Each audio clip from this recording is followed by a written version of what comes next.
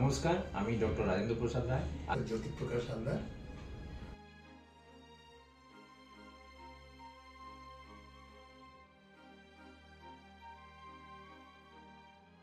আপনার প্রথম ডায়াগনোসিস হলো প্রস্টেট ক্যান্সার, তখন আপনার কি মনে হলো? দেখুন ডক্টর রায়, আমি যে খুব ভেঙে পড়েছিলাম কিংবা খুব এফেক্ট করেছে তাই বলবো না। তখন by virtue of my profession, যেহেতু আমি ক্যালকাটা মেডিকেল কলেজে ছিলাম এবং one of the premier institute তখন ছিল, মানে বাই ইউরোলজিস্টও ছিলেন ডক্টর ইকেন ঘোষ।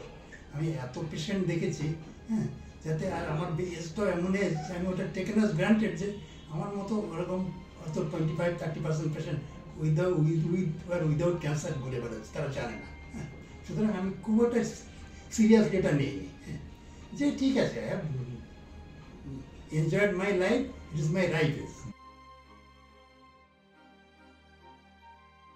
তার কারণ হচ্ছে অবশ্য তখন এত ইমপ্রুভমেন্ট হয়নি, আল্ট্রাসোনোগ্রাফি বলুন, এমআরআই বলুন, সিটি বলুন।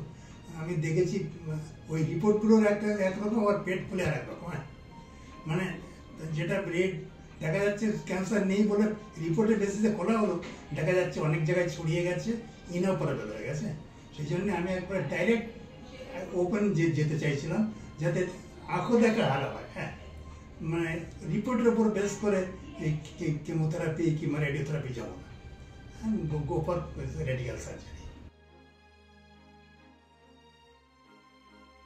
আপনার কখনো মনে হয়নি যে সার্জারির পরে যদি একটা কিছু কমপ্লিকেশন হয়, বা সার্জারি করে আমার কেমন থাকবো, এই যে একটা ভয় বা ভীতি মানুষের মধ্যে থাকে, সেটা আপনার কখনো মনে হয়নি? হ্যাঁ, সেটা মনে হয়েছে যে আমি it is also an incident, যে শতকরা 5 ভাগ হলেও একটা কমপ্লিকেশন হতে পারে। তো সেটা তো আপনার কেমোথেরাপিতেও হতে পারে, রেডিওথেরাপিতেও হতে পারে। সুতরাং take it as granted and gracefully নিয়েছি আমি এটা।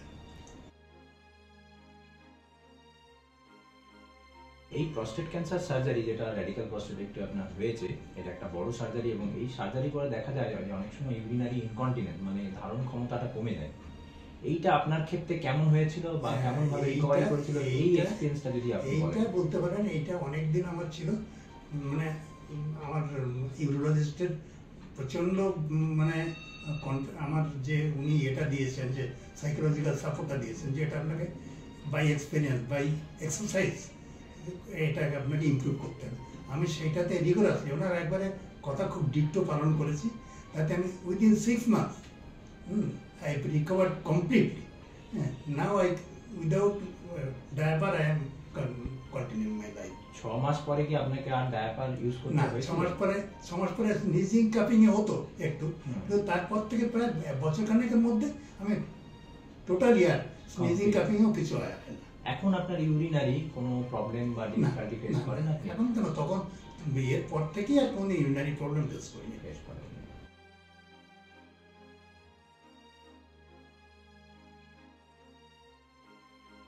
প্রায় ধরুন প্রায় 2.5 বছর হতে চলল। 2.5 বছর? এই 2.5 বছর ক্যান্সার সার্জারিটা হয়েছে প্রায় 1.5 বছর হতে চলল। 1.5 বছর হতে চলল। তার আগে কিউআরপি হয়েছিল, সেটা প্রায় 2.5 বছর হয়ে গেল। 2.5 বছর। এই যে আপনি অপারেশনটা করালেন, এতে কোনো আপনার রিগ্রেট আছে? না, অ্যাবসলিউটলি নট। আমি মনে করি আমার চয়েস ঠিক ছিল বলেই আমি চয়েস দিয়েছি।